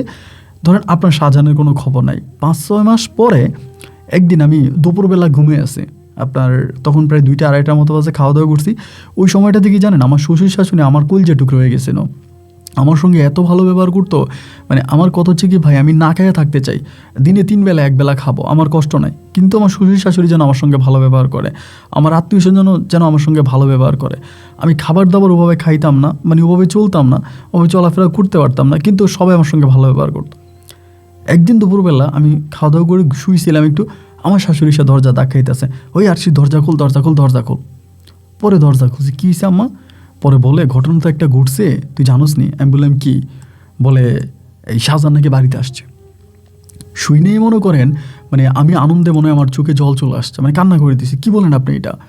শাহজাহান বাড়িতে আসছে মানে? বলে হ্যাঁ শাহজাহান বাড়িতে আসছে, তুই জানোস? আমি বললাম না আম্মা, আমি তো জানি না। কখন আসছে? বলে আসছে, এবং ও তো পাশের বাড়িতে, এই বাড়িতে না পাশের বাড়িতে। মানে আমার মন চাচ্ছে কি জানেন, তখন আমি একটা দৌড় দিই, ঘর থেকে বাইরে একটা দৌড় দিয়ে আমি একটু দেখে আসি, একটা নজর দেখে আসি ওরে। এত খারাপ লাগতেছিল ভিতরে, বলে বোঝাতে পারবো না। তো আমার শাশুড়ি এটা বলে চলে গেছে। আমি তখন মোটামুটি খুশি হয়েছি যে আমার হাজব্যান্ড আসছে। যত যাই হোক, যেটাই হোক, ও তো আমার হাজব্যান্ড, ও তো আমার স্বামী, ও আসছে, আমি অনেক খুশি, আলহামদুলিল্লাহ। ও আসছে, আমি বিশাল রকমের খুশি। এখন দেখা গেল কি জানেন, ও যে আসছে আপনার বিকেলে, মানে বিকেল হয়ে গেছে, আপনার আসরের পর হয়ে গেছে, আর বাড়িতে আসে না। পরে আমি শাশুড়ি জিজ্ঞেস করলাম কী ব্যাপার, আপনারা বলেন আপনার ছেলে বলে আসছে, তা ছেলেরা বাড়িতে আনতেছেন না কেন? আমার শাশুড়ি কিন্তু তখন আমার সঙ্গে ভীষণ ভালো, এত ভালো বলার মতো না। আমারে বলে ওই হারামজাদান আমি বাড়িতে আনবো না। আমি বললাম কেন বাড়িতে আনবেন না কেন? বলে কেমনি আনবো, ও যে কাজ করছে। আমি বলি যে কাজ করছে মানে কী করছে? বলে আমি তো আমারে বলতে পারবো না। আমি বলে আর আমারে বলতে পারবেন না? আপনি এটা কোনো কথা বললেন, বলেনি কী করছে? বলে ও তো বিয়ে করে বউলে আসছে। আমি বললাম মানি কী বলেন এগুলো আপনি? বলে হ্যাঁ, এই জন্য তোর বাড়িতে উঠতে দিই নাই, ওই চাচার বাড়িতে আছে, এই বাড়িতে আমি উঠতে দিব না। ও কোত্থেকে মহিলা একটা ধরে নিয়ে আসছে। মানে আমার তখন বললো আবারও সত্যি নেই সংসার? আমি বললাম মাম্মা এটা কি বলেন, সত্যি? বলে হ্যাঁ সত্যি। আমি ঘরের ভিতরে ঢুকে দরজাটা আটকে চিৎকার করে কান্না করতেছি, আচ্ছা আমার ভাগ্যটা এরকম কেন ভাই? ইচ্ছে মতো কান্না করতেছি, কান্না করতেছি করতেছি করতেছি, মানে কান্নায় আমি আর মানে এবার দিনের মানে রাতের 8টা 8:30টার দিকে তখন শুনতেছি, মানে আমি তো পাশের ঘরে কান্না করি, ওই ঘরে শুনতেছি আমার হাজব্যান্ড ঘরে আসছে, মানে শাহজাহান আসছে এবং ওর বউকেও নিয়ে আসছে। আমি এবার বেড়ার ফাঁক দিয়ে দেখতেছি ওর বউ খুব সুন্দর, অনেক সুন্দর একটা মহিলা, আমার থেকেও বড় বয়সে, অনেক সুন্দর, ওর সঙ্গে বসে আছে। তো একবার মন চাচ্ছিল যে ঘরের মধ্যে সুইসাইড করে ফেলে, মানে মারা যায়। তারপর চিন্তা করলাম যে কি করব বলেন। তো প্রায় 10:30টার দিকে শাহজাহান তখন আমার এসে দরজা ধাক্কাইতেছে, দরজা খোলো, দরজা খোলো। তো ধাক্কাইতেছিলাম, দরজা খুলছে, আইসা আমার বলতেছে তোমার হাতের কি অবস্থা, তোমার হাতটা একটু দেখি। আমি বললাম না তুমি আমার হাত দেখতে হবে না, তুমি যাও। পরে বলে যে না না তোমার হাতটা একটু দেখি না, তোমার হাতটা একটু আমাকে দেখাও। আমি বললাম না তুমি আমার হাত দেখতে হবে না, তুমি এখান থেকে যাও। ওর আমার হাতটা দেখছি, দেখে বলতেছে যে তুমি আমার মাফ করে দাও, আমার ভুল হয়ে গেছে, আমার তুমি মাফ করে দাও, আমি তোমার মানে খুব ক্ষতি করছে, আমার তুমি মাফ করে দাও। আমি বললাম শাহজাহান সতীনের সংসার করতে হবে না বলে আমি সে বড়লোক বেটাকে ছাড়িয়ে চলে আসছি, বা যাই হোক যেটাই হোক, যেভাবে হোক তোমার সঙ্গে সম্পর্ক করছি। তোমার সাথে যদি সম্পর্ক না করতাম, তুমি তো আমার চকলেটও দিতে না, ফুলও দিতে না, আরও দেখতেও না, বা আমারে ছাড়তো না। তো আমি শুধু তোমাকে মানে আমি বিয়ে করছি একটা মাত্র কারণে, আমি ভালোবাসা চাইছিলাম। চন্দ্রিমা রাতে আমার স্বামীর বাড়ির পিছনে বসে বলছিলাম যে আমি ভালোবাসা চাই, আমি একটু ভালোবাসা চাই, এই ভালোবাসাটাই তো চাইছিলাম, আর তো কিছু না। তো বিনিময়ে তুমি আমার এমন ভালোবাসা দিলা, এমন ভালোবাসাই তুমি আমার দিলা শাহজাহান। তুমি আমার জন্য সতীন নিয়ে আসলা। ও আমার বলে দেখো আমি তোমার আগের স্বামীর মতো করব না, আমি 3 দিন তোমার সঙ্গে থাকবো, 3 দিন ওর সঙ্গে থাকবো, অথবা 4 দিন তোমার সঙ্গে থাকবো, 2 দিন ওর সঙ্গে থাকবো, আমি এভাবে ভাগ করে করে থাকবো। আমি তোমার স্বামীর ভালোবাসা থেকে বঞ্চিত করব না। আর আমি ওরই বিয়ে করতাম না, একটা বিপদে পড়ে বিয়ে করছে আমারে বলে। তাই আমি বললাম কীরকম বিপদে পড়ে তুমি বিয়ে করছো? বলে ওরে যদি বিয়ে না করতাম তাহলে আমি মারা যেতাম। তাই আমি বললাম কেন মারা যেতে, কেন? বলে তা বলা যাবে না। তা আমি আর কী করবো বলেন, ওই রাতটাও আমার সঙ্গে ছিল। এরপর থেকে কি হলো, এক নতুন ঘটনা। ওর ওয়াইফ ওর সঙ্গে মানে প্রতিনিয়ত ঝগড়া করে, আমার ঠিক আগের সংসারের মতো। আমার আগের সংসারে আমার স্বামী আমার কাছে আসলে ওর মানে এটা যা করতো, এইখানে ওই মহিলার নাম হচ্ছে রিনা। মানে ওই রিনা তখন মানে ওর গায়ে হাত তোলে আমার সামনে, এই তুই ওই মহিলার কাছে যাবে কেন, তুই আমার সঙ্গে থাক, ওর সঙ্গে থাকলে আমারই বিয়ে করলে কেন। এখন ও বলতেছে, ওই মহিলা বলতেছে শাহজাহান নাকি করে বলছে ওরই বিয়ে করে বাড়িতে না আমাকে তালাক দিয়ে দিবে, এটা নাকি বলছিল। তো রিনা তখন বারবার বলে, তুমি না বলছিলা আমারই বিয়ে করে নিয়ে তোমার আগের বউরে তালাক দিবা, তা দেও না কে, তোমার আগের বউরে তালাক দিয়ে দাও। তুমি না বলছো আগের বউরে তালাক দিবা, তা আগের বউরে তালাক দাও না কেন। মানে শাহজাহান না গিয়ে বলছে এখন আমার তালাক দেয় না, এই জন্যই মহিলা ঝগড়া করে। তখন ভাই আমার চারদিকটা অন্ধকার, ও আমার কাছে আসে না, আমি কিছু বলি না, তো আমার কাছে আসার জন্য চেষ্টা করে, রাতের বেলায় আসতে চায়, মানে কান্নাকাটি করে। ওর সঙ্গে এরকম করে অনেকগুলো মাস আরও কাটলো। এবারেও মাঠে ঘাটে কাজ করে, বাড়ি দাঁড়িয়ে ঘরে কাজ টাজ করে, এইভাবে চলে। আমি ধরেন আপনার 3 বেলা 1 বেলা খাবার খাইতাম, তখন চেহারা এরকম হয়েছে যে আমার দিকে যে কেউ তাকাইলে থুতু ফেলতো, মানে এত শুকিয়ে গেছিলাম, কালো হয়ে গেছিলাম। এবার কী হয়েছে ভাই জানেন, একটা সময় হলো কি, ওর প্রতিদিন রাত ওর বউ মারতো, মানে রিনা ওরে মারতো এবং ওর গায়ে হাত তুলতো, ও চিৎকার করতো, কান্না করতো, আমি শুনতে পাইতাম। তখন আমি কী করবো বলেন, আমি যদি কথা বলতে চাই, ওরা ওই মহিলা উল্টা আমাকে মারবে। আর মহিলার গায়ে এত শক্তি, যার রীতিমতো আমি আপনাকে মানে বলে বোঝাতে পারবো না, এত শক্তি। এরকম করে একদিন অমাবস্যা রাতের ঘটনা। অমাবস্যা রাতের বেলায় মানে তখন মোটামুটি শীতকাল ছিল, একটু একটু শীত ছিল চারদিকে। তো আমি দেখলাম কি, ওর বউ ওরে কী জানি মানে মানে বলতেছে খুব জোরে জোরে, আপনার ওম নম শিবায় বলে যেরকম হিন্দুরা বলে না, এরকম করে পূজার মতো করে কী কী জানি বলতেছে। তাই কী বলতেছে এবং ও মানে একটু পরে উ করে উঠতেছে, মানে মনে হলো যেন কালো জাদু বা ব্ল্যাক ম্যাজিক করলে যেরকম হয় না, এরকম কোনো একটা সাউন্ড আমি ঘর থেকে পাচ্ছি। তো আসলে বুঝতে পারতেছিলাম না যে ঘরে কী হচ্ছে, মানে এরকম সাউন্ড কেন বা এরকম মানে কেন কি, আমি তো বুঝতে পারি না। অনেকক্ষণ ধরে হলো কি এরকম করে, তখন আমি মানে ঘর থেকে বের হয়েছি যে কী হইতেছে এগুলা, মানে ওই হিন্দুদের মতো করে উলুলি দিতেছে, কী করতেছে, মানে এরকম। ঘর থেকে বের হওয়ার পর আমি দেখলাম শীতকাল, মানে আপনার প্রচণ্ড রকমের শীত। এর ভিতরে আমার হাজব্যান্ড করলো কি, একটা ছোট হাফ প্যান্ট পরে আছে, গায়ের মধ্যে একটা লাল চাদর পেঁচানো, গলার মধ্যে একটু ভয়ঙ্কর টাইপের। উঠানে নামার পরে আমি দেখলাম যে ও ঘরে দরজা এরকমভাবে আপনার হাত দুইটা দিয়ে ধরে আছে, আর ওর বউ ওর পা থেকে মানে মাথা পর্যন্ত কি জানি এমন করে নাড়াইতেছে। তো পরে বললাম কি এটা, এরকম করতেছো কেন, ওর এটা জিজ্ঞেস করছে। আমি ওইখানে দাঁড়াইয়া, ওর বউ আমার বলে ঘরে যা নাহলে মারা যাবি, ঘরে যা, এমন করে বলতেছে। তো এর ভিতরে শাহজাহান আমারে বলে যে আরশি ঘরে যাও না, এই তোমার সাপে কামড়াইবো, এমনি বলে, আরশি ঘরে যাও নাহলে তোমার সাপে কামড়াইবো, এটা 2 বার বলছে। আমি বললাম এখানে সাপ কই, এ তো কোনো সাপ নাই, সাপে আমার কামড়াবে কোত্থেকে, এটা কী বলে। আমি বললাম তুমি এগুলো কী বলো শাহজাহান, সাপ কই, বলে আমার হাতে সাপ আছে। পরে খেয়াল করে দেখলাম কি সত্যি ওর হাতে একটা সাপ, মানে সাপটা নাড়াচাড়া করতেছে, ওর হাতে সাপ। আমি বুঝতে পারতেছিলাম না, আর আমি কি চিৎকার দিব না কি করব, মানে কি হচ্ছে। আবার তো ওরা তো হাজব্যান্ড ওয়াইফ। পরে এরকম করতেছে, ওর বউ কি দিয়ে জানি ওর মানে পা থেকে মাথা পর্যন্ত এরকম মন্ত্র পড়তেছে, এগুলা ওর গায়ে করতেছে। একটা পর্যায়ে করলো কি, শাহজাহান এই সাপটার এরকম মুট করে ধরে আমাদের ওই পুকুরের দিকে যাচ্ছে, বাড়িতে পাশে একটা পুকুর আছে, আমাদের না মানে অন্য ফ্যামিলির পুকুর আর কি, ওই দিকে যাইতেছে। তাই বললাম শাহজাহান কই যাও, বলে আমি সাপটারে ছেড়ে দিয়ে আসি।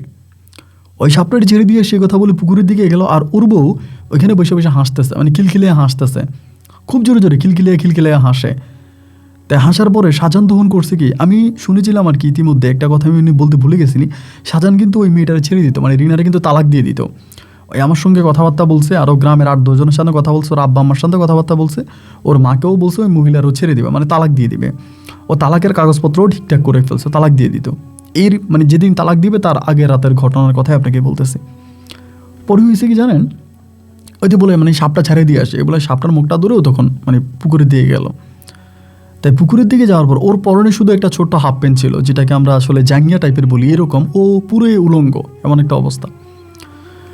তো মহিলা করলো কি, ঘরে ঢুকে গেছে। ও যখন চলে গেছে, মহিলা ঘরে ঢুকে দরজা আটকাই ফেলছে। আমি ভাবলাম কি, যেহেতু শাহজাহান পুকুরে গেছে, তাহলে ও পুকুর থেকে আমার ঘরে আসবে, যেহেতু ওই ঘরে দরজা আটকাই দিছে, ওই ঘরে যাবে না। অনেকক্ষণ এখানে দাঁড়ায় আসছি, ও আর আসে না। না আসার পরে চিন্তা করলাম কী ব্যাপার, ও আসে না কেন, ও গেছে কই দেখি। আস্তে আস্তে করে পুকুর পাড়ে গেলাম, হারিকেন ছিল হাতে, হারিকেন নিয়ে যাওয়ার পরে দেখলাম যে পুকুর পাড়েও নাই। পাড়টা ভালো করে চারপাশে দেখলাম যে ওই পুকুর পাড়ে নাই। তখন কিন্তু পুকুরে অত পানি নাই, আপনার শীতকাল তো পানি অনেক কমে গেছে। কি ব্যাপার, ও নাই কেন। তা আমি ওরা ডাক দিলাম, শাহজাহান শাহজাহান, কয়েকবার ডাক দিলাম, দেখি যে ও নাই। হঠাৎ করে আমার হারিকেনের আলোতে ওর যে প্যান্টটা পরে আসছে, আপনার সাদা একটা প্যান্ট ছিল আর লাল একটা কাপড়ের হাতে ছিল, লাল কাপড় আর সাদা প্যান্টটা এনে পরে আছে, আর ও মানে নাই এখানে। তো এই কাপড়গুলোও খোলা, পানিতে নেমে গেল নাকি? ওর পায়ে কিন্তু আবার জুতো ছিল না। অনেকক্ষণ ধরে ওরে পাই না পাই আমি বাড়িতে ফিরে আসছি, এসে ওর মারে ডাকছি। ওর মারে ডাইকে বললাম যে মা এমন এমন ঘটনা। ওর মা তখন ওর বাপেরে ডাকছে, ওর বাপে তখন উঠছে, ওইটা তিনজনে তখন পুকুর পাড়ে গেছে। পুকুর পাড়ে যেয়ে দেখতেছে ও নাই। মানে ওর হাফ প্যান্টটা পরে আছে, এরপরে আপনার সাদা চাদরটা পরে আছে, ও নাই।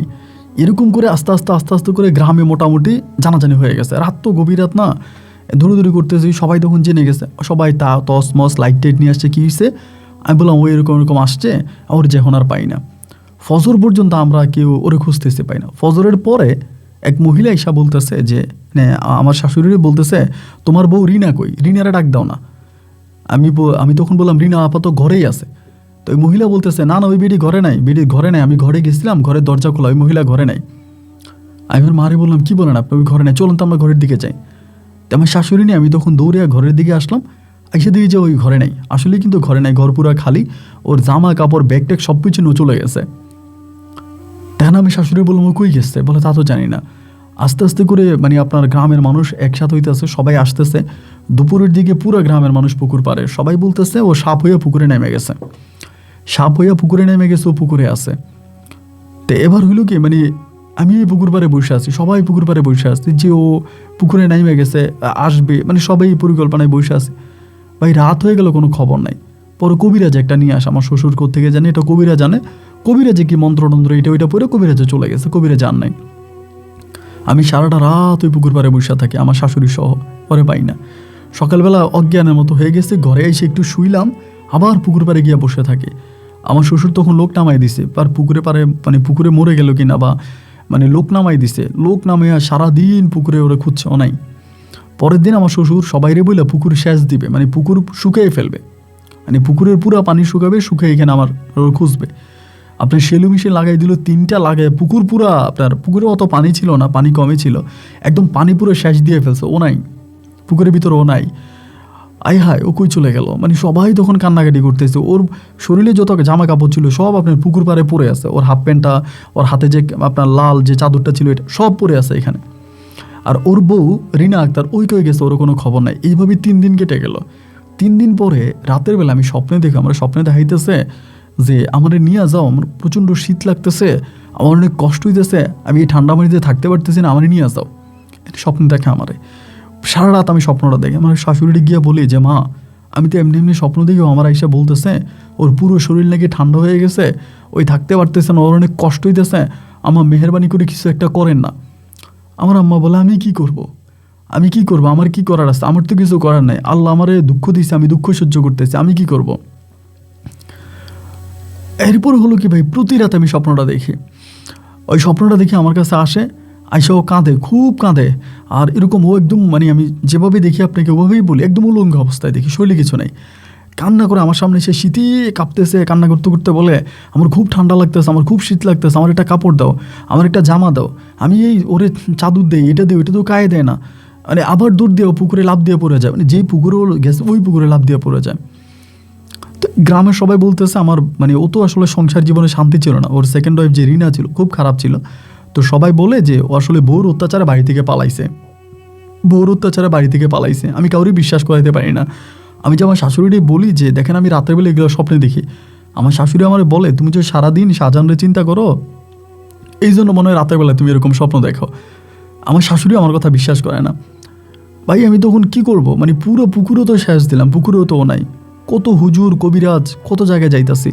ওই সময় আমার খালা কিন্তু আমার খুব সাপোর্ট করে, খালা আমার টাকা পয়সাও দেয়, বা খালাও অনেক কবিরাজের বাড়িতে যায়, অনেক কবিরাজের বাড়িতে আমরা যাই, কোনো কবিরাজ ওর কোনো ঠিকানা দিতে পারে না, নাই ওর আর কোনো সন্ধান আমরা পাই না, ও টোটালি নাই। এইভাবে আপনার প্রায় 3 মাস কেটে গেছে, 3 থেকে 3.5 মাসের মতো।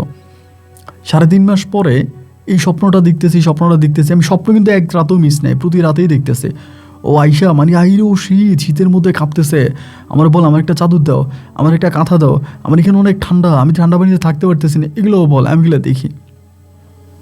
লাস্ট পর্যন্ত আপনার অনেকগুলো মাস ইতিমধ্যে পার হয়ে যাওয়ার পরে আমার খালা একদিন আমারে বলতেছে উনি নাকি একটা কবিরাজের সন্ধান পাইছে সিলেটে একটা কবিরাজের সন্ধান পাইছে, ওই কবিরাজটা খুব ভালো এবং সেখানে গেলে আমার হাজব্যান্ডকে পাওয়া যাবে। তা আবার রিনা কই চলে গেছে, রিনার তো আর কোনো খবর নাই, রিনাকে কিন্তু আমরা পাইও নাই, বা রিনারও যে কোত্থেকে আনছে এর কোনো ঠিকানাও আমরা জানি না, ওই মেয়ের বাড়ি কই ঘর কই বা কোত্থেকে আনছে এর কিছুই কিন্তু আমরা জানি না। তা আমার খালার সাথে আমি তখনই সিলেটে রওনা দেওয়ার পরে আমার খালা তখন মানে বলতেছে যে একটা কবিরাজ, মানে একটা কবিরাজের বাড়িতে গেছে, কবিরাজটা অনেক মানে আপনার বুজুর্গ টাইপের হুজুর টাইপের ছিল, ওনার বাড়িতে গেছে। ওনার বাড়িতে খুব ভিড় নাই, কিন্তু ঠান্ডা মান্ডা মানুষ, উনি বেশিরভাগই আপনার পাকিস্তানে থাকে, মাঝে মাঝে বাংলাদেশে থাকে, বেশিরভাগ পাকিস্তানে উনি থাকে। পরে কবিরাজটার কাছে গেছি, যাইলে পরে আমার খালা তখন সব কিছু বলছে। কবিরাজ আমারে বলে তোমার স্বামী তোমার অনেক ভালোবাসে, তুমি চাইলে তোমার স্বামীরে বাঁচাইতে পারো, শুধু তুমিও পারবা, আর কেউ পারবে না, কারণ তোমার স্বামী তোমার অনেক ভালোবাসে আর তুমিও তোমার স্বামীর অনেক ভালোবাসো। তা আমি বললাম কেমনে বাঁচাইতে পারি আপনি আমারে বলেন, আমি তোমার স্বামীকে বাঁচানোর জন্য আপনার কাছে আসছি, কিভাবে আমি আমার স্বামীকে বাঁচাইতে পারি? উনি বলে তোমার স্বামী যে সাপটা ছেড়ে দিয়েছে, ওই সাপের গলার মধ্যে একটা তাবিজ পেঁচানো আছে, যদি সাপের গলা থেকে তাবিজটা খুলে ফেলা হয় তবে তোমার স্বামী বাড়ি ফিরে আসবে, যেখানেই থাক। আমি বললাম এইটা আপনি কি বলেন, সাপের গলায় আমরা সাপ পাবো কি? আমরা তো পুরো পুকুর শেষ দিছি, পুকুরে কিছু রাখি নাই, পুকুরের মাটি পর্যন্ত কাটা হয়েছে, তা এই আমরা তো কোনো সাপ দেখি নাই। তো এই হুজুরটা হাসে দিয়া বলতেছে মারে এটা তো জিন সাপ, জিন সাপ তো মা দেখা যায় না। তাহলে আমি বললাম যে কি করবো আমার হাজব্যান্ডকে, আপনি আমারে বলে দেন, এখন আমি কি করব? কান্না করতেছি, চিৎকার করে কান্না করতেছে ওনার কাছে। উনি শেষমেশ আমারে বললো ঠিক আছে তুমি একটা কাজ করো, আমি তোমার দুধ পরাইয়ে দিতেছি। তো এটা খুবই ভয়ানক কাজ, তুমি পারবা কিনা জানি না, বাট আমি তোমার বলি দুধ পরাইয়ে দিতেছি, এই দুধটা তুমি এই দোয়াটা পইরা পুকুর পারে, এখন তো পুকুরে পানি আছে না? বললাম আছে।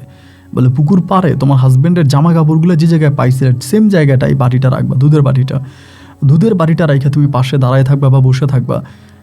একদিন না একদিন হোক, 2 দিন হোক, 3 দিন হোক, যেই কোনো দিন তোমার এই সাপটা আসবে, সাপটা দুধ খাওয়ার জন্য আসবে বা সাপটা পুকুর থেকে উঠে আসবে। আসলে পরে তুমি সাপটাটা ঘাপ করে ধরবা, দইরা সাপের গলা থেকে তুমি তাবিজটা টান দিয়ে ছিঁড়ে ফেলবা, মনে রাখবে সাপটা যাতে না মরা যায়।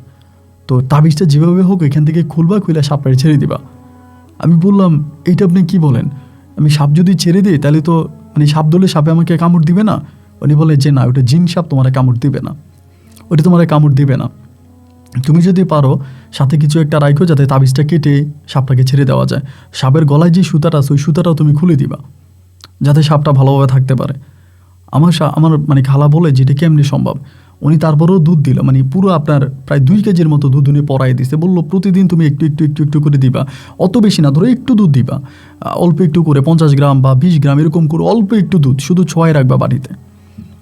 তো যদি দুধ শেষ হয়ে যায় তুমি আবার আইসো, আমি দুধ পরাই দিব, তবে আসবে একদিন। তো আমার বাড়িতে আসতেছি, আমারে বলে যে আমার খালা আমারে বলে যে বাদ দে তো, তোর আর ওইদিকে যাওয়ার দরকার নাই, তুই এটা করিস না। আমি বললাম খালা ও তো মনে হয় আসবে, আমার খালা বলতেছে তুই পাগল হইলি, এটা কেমনি সম্ভব, ও আসবে না। তো খালার কথা না শুনে আমি তখন আবার ওই দুধ নিয়ে এই ঘাটে গিয়ে বসে থাকতাম। এমন কোনো দিন নেই, এমন কোনো রাত নেই আমি ওইখানে বসে থাকতাম। 1 দিন 2 দিন আপনি চিন্তা করেন, আমি একটু করে দুধ দিছি, তারপরেও না 2 কেজি দুধ শেষ। এরপরে আবার ওই কবিরাজের বাড়ি থেকে দুধ আনছি, এরকম করে প্রায় 8 থেকে 10 বার দুধ আনছি। প্রায় 2.5 থেকে 3 বছরের মতো আমি পুকুর পাড়ে বসে থাকতাম দুধ নিয়ে রাতের বেলায়। ও একদিন আসবে, সাপের উপায় সে দুধ খাবে। শেষ পর্যন্ত ও আর আসলো না, ওর আর কোনো সন্ধান পাওয়াই গেল না। ও কই গেছে তার কোনো সন্ধান আমরা পাইনি, এবং ওর যে বউ রিনা আক্তার সে কই গেছে ও আমি জানি না। শেষ পর্যন্ত আমার বাপ্পাই আমারে বললো যে আমি একরকম পাগল হয়ে গেছে ওই বাড়িতে। শেষ পর্যন্ত আমার ব্রেনে সমস্যা দেখা দিছে, কারণ প্রতি রাত জেগে থাকতাম, এমন কোনো রাত নেই, মানে প্রত্যেক রাতে মানে দুধের মধ্যে বাড়িটা দিয়ে পাশে বসে থাকতাম। তাই মানে একরকম মানসিকভাবে তখন আমার সমস্যা দেখা দিছে। দেওয়ার পরে আমার পরিবার তখন আব্বা আম্মা আমার ভাইয়েরা জোর জবস্তি করে আমারে আনার পর আমি পাগল হয়ে গেছিলাম।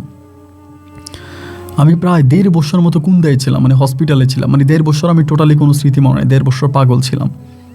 1.5 বছর পরে আস্তে আস্তে ঠিক হয়েছি। তাই এখন পর্যন্ত শাহজাহানের কোনো সন্ধান আমি পাই নাই, বা ওর গ্রামে আমি কখনো যাইও নাই। সেখানকার পর থেকে আমার পরিবার সবাই তখন ঢাকাতে চলে আসে, আমার বড় ভাইয়া, আমার আব্বা সবাই তখন ঢাকাতে চলে আসে, আমিও ঢাকাতে চলে আসি। তো রাতের পরে আর গ্রামেও যাই নাই, শাহজাহানের কোনো খবরও পাই নাই। তো এখন আমার বয়স হয়েছে, আমিও প্রায়, আমার আব্বা আম্মা মারা গেছে, বড় ভাইদের কাছে আসি, বড় ভাইদের আন্ডারে আসি। আমার আব্বা আবার বাড়ি কিনছে ঢাকাতে, তো ওই বাড়িতে আমরা সবাই আসি, গ্রামের জায়গাটাকে বিক্রি করে আমি টোটালি ঢাকায় চলে আসি। তো আমার এখন নিত্যদিনের সঙ্গী হচ্ছে আপনার এই গল্পগুলো। আমার এমন কোনো দিন নেই যে আমি আপনার 3-4টা গল্প শুনি না, আপনি হয়তো বিশ্বাস করবেন না। এমন কোনো দিন নেই, আমি প্রতিদিন আপনার গল্পগুলো শুনি। আপনার গল্পগুলো শুনলে আমার ঘুম আসে। আপনার গল্পগুলো শুনলে মনে হয় কি যে কষ্টে শুধু আমি নাই, কষ্টে অনেকেই আছে। সবার কষ্টের মাঝে আমার নিজের কষ্টটা ভুলে থাকতে পারে। তা আমার মনে হয় আপনি যেদিন গল্প বলা বন্ধ করবেন সেদিনই আমি মারা যাব। তো ভাইয়া কী বলবো আর আপনাকে, আমি অনুরোধ করে যে আমার গল্পটা আপনি রেকর্ড করবেন, আর যদি পারেন আমার সঙ্গে একটু কথা বলবেন। এটা আমার ফোন নাম্বার, আমার ঠিকানা। ভালো থাকবেন, আসসালামু আলাইকুম। প্রিয় বন্ধুরা, সবাইকে অনেক বেশি ধন্যবাদ এই পর্যন্ত আমার সঙ্গে থেকে আরশি আক্তারের জীবনের আশ্চর্যজনক করুণ বাস্তব জীবনের গল্পটা শোনার জন্য। গল্পটা আমি যখন পড়তেছিলাম আমি মনে করেছিলাম যে হয়তো সে ওই দুধের বাটি নিয়ে তার স্বামীকে পেয়ে যাবে, বা সাপ কোনো একদিন উঠে আসবে, সেই সাপের গলা থেকে তাবিজ খুলবে, তার স্বামী হয়তো ফিরে আসবে, এমনটাই ভেবেছিলাম। কিন্তু না, তার স্বামী আর তার জীবনে ফিরে আসেনি। এবং উনি এখন ওনার যতটুকু বয়স বললেন, তিনি আমার মায়ের থেকেও বেশি সিনিয়র। আমার মায়ের বয়স হচ্ছে কারো বেশি বয়স ওনার, এবং যে কোনো সময় উনি চলে যেতে পারে। সুখের বিষয় হচ্ছে উনি আমার এতিমখানার জন্য 2 লক্ষ টাকা দিয়েছে, এবং সেটা উনি খুব আমার যিনি এতিমখানার হুজুর ছিলেন, হুজুরের নাম্বার নিয়েছে। কিছুক্ষণ আগে হুজুর আমাকে জানালো তিনি নাকি হুজুরকে টাকা দিয়েছে। তো আমি এটা ওনার কাছে চাই নাই বা দিতে বলিও নাই, কিন্তু তিনি নিজেই এটা দায়িত্ব নিয়ে ওনার মতো করে উনি দিয়েছে, এবং সে হাতেও দেয় না, তার ভাইকে দিয়ে সরাসরি এতিমখানায় পাঠাইছে। তার ভাই এতিমখানা হুজুরকে দিয়ে গেছে। তো আল্লাহ ওনাকে নেক হায়াত দান করুক, এবং ওনার জীবনটা সত্যি অনেক কষ্টের, এবং এই মানুষটা খুবই খারাপ লেগেছে ওনার গল্পটা পেয়ে আমার। দেখেন, এটাই আসলে জীবনের মাঝে দুঃখ যন্ত্রণা থাকবে, তবে ওনার জীবনের যন্ত্রণাটাই বেশি ছিল, সুখটা খুবই কম ছিল। হয়তো মৃত্যুর পরে আল্লাহ ওনাকে জান্নাত দান করবে, জান্নাতে তিনি সুখে থাকবে, এই আশাই আমি করছি। প্রিয় বন্ধুরা, আমি আপনাদেরকে গল্পের শুরুতেই বলেছিলাম যে আমার ওই মা মনসা মন্দিরের কথা। মা মনসা সাপের রূপে যে মন্দিরে পূজা দিতে আসে, ওই পূজারী আমাকে নিজের মুখে বলল তিনি অনেকবার দেখেছে। যেটা তিনি আমাকে বললেন যে মন্দিরের পিছনের ওই ফাটা জায়গার ভিতরে তিনি অনেক দিন দেখেছে মা মনসা সাপের রূপ ধরে ওখানে আছে, অথবা বিশাল আকৃতির সাপ সেজে তিনি হচ্ছে আপনার মন্দিরের পিছনের জায়গাটাতে এখানে দাঁড়িয়ে আছে। যিনি পূজারী ছিল তিনি আমাকে বলল যে আমি নিচে অনেকবার দেখেছি, একবার নয় অসংখ্যবার দেখেছি, এবং আমি জানি উনি কোন সময়টাতে আসে, এবং তিনি যে এখানে আসে তার কিছু প্রমাণও তিনি আমাকে দেখালেন। আমি যেগুলো দেখে আসলে বিশ্বাস করতে পারলাম যে হ্যাঁ, এখানে কিছু না কিছুর একটা আনাগোনা আছে।